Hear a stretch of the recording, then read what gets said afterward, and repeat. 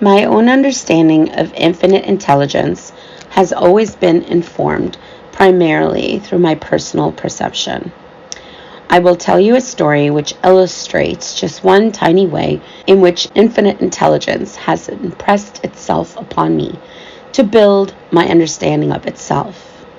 Leonardo da Vinci once wrote, "Realize that everything connects with everything else." In my own journey, I have been taught this very concept again and again in so many ways. In one such instance, 2.5 years ago, I was woken up by a voice uttering a single word. The word was origami. It was said with conviction by a strong and firm voice, and I sat right up in bed.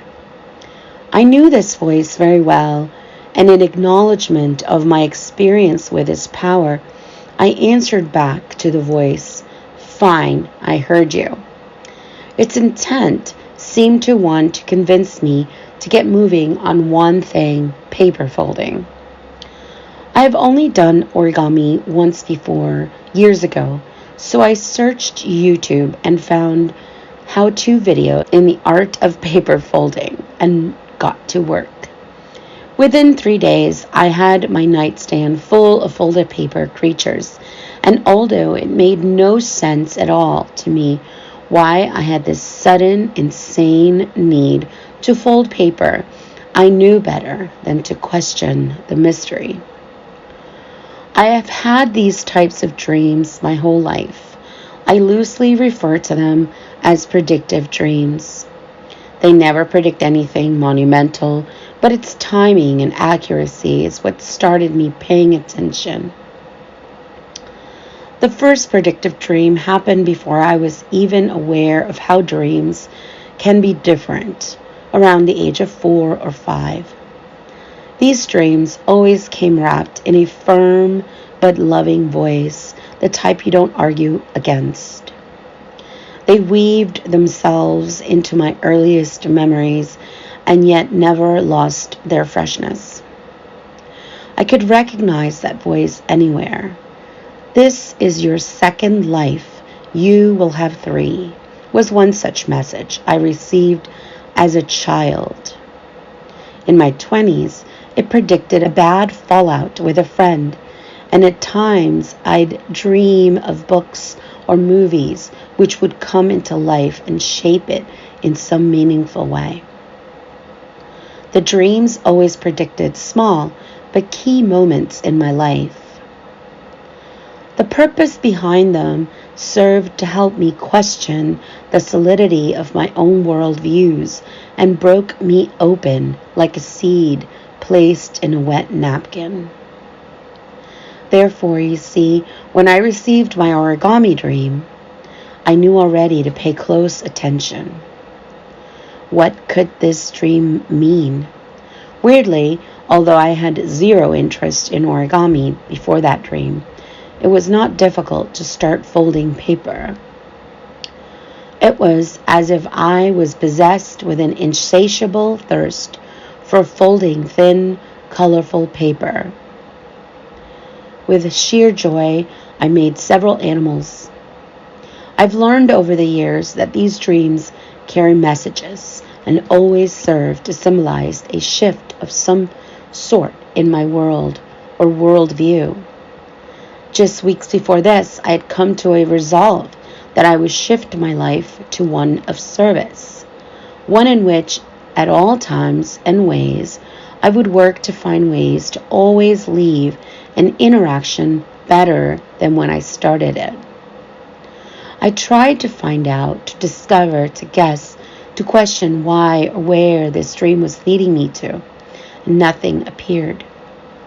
3 weeks later, the origami fever began to fade. It was being normalized back to its rightful place in my world, drowned by the craziness of a normal life, kids, dinner, bills, work, and social gatherings. Maybe I've been wrong. Maybe I read too much into it. Self-doubt nudged in. Maybe it was just a mere insignificant dream after all. I grabbed all of my creations and tossed them into my nightstand drawer. The next day, it had been my second time visiting a hospice patient I had been paired off with.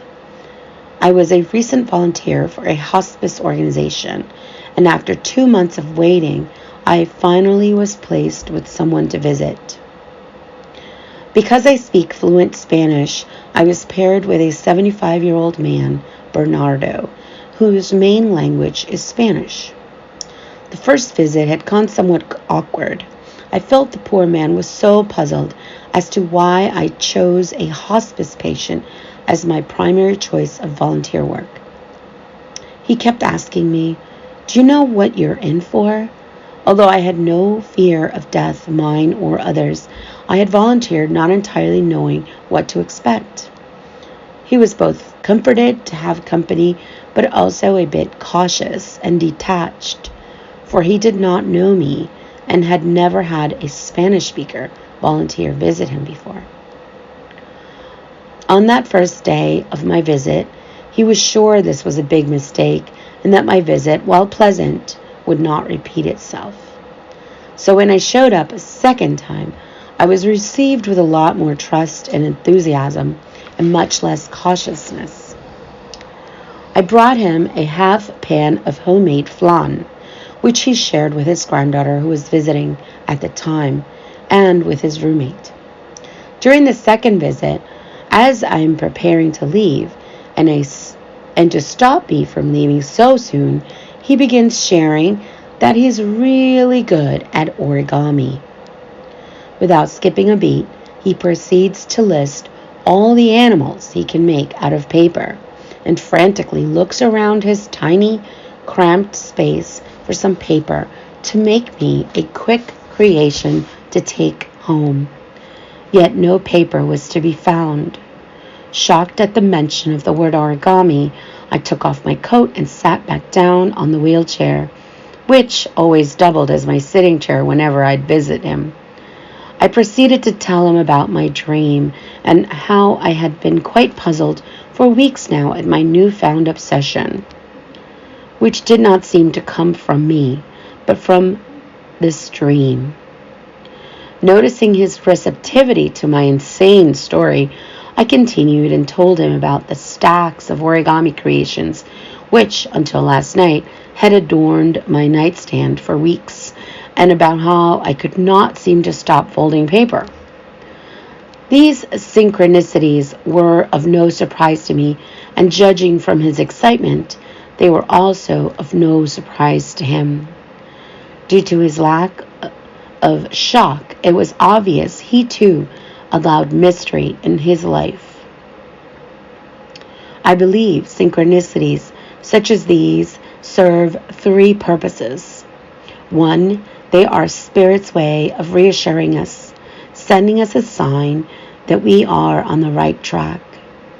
They also help to break us open, to shake us free from any and all rigid ideas about so many things which keep us from growing.